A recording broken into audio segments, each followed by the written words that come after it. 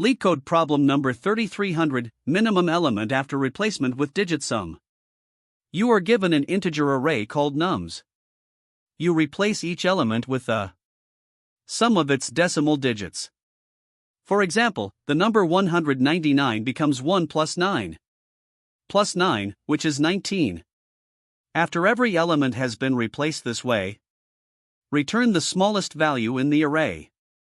For example, given nums equals 999, 19, 199, the expected output is 10. The most direct approach is to build a brand new array.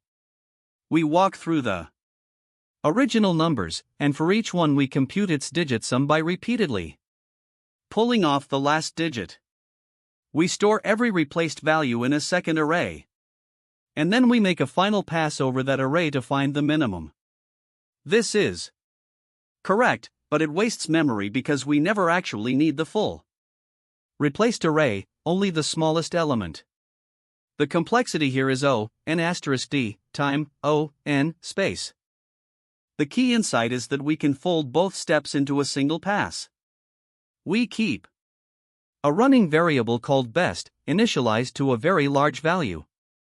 For each number in nums, we extract its digits using mod 10 and integer division by 10, summing them up as we go.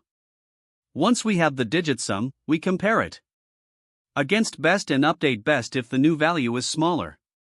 When the loop ends, best holds the answer, and we never allocated an extra array.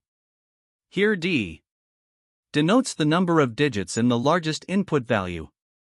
The complexity here is O, n asterisk d, time, O, 1, space. Now let's implement the optimal solution in C++. I'll write it out step by step so you can follow along.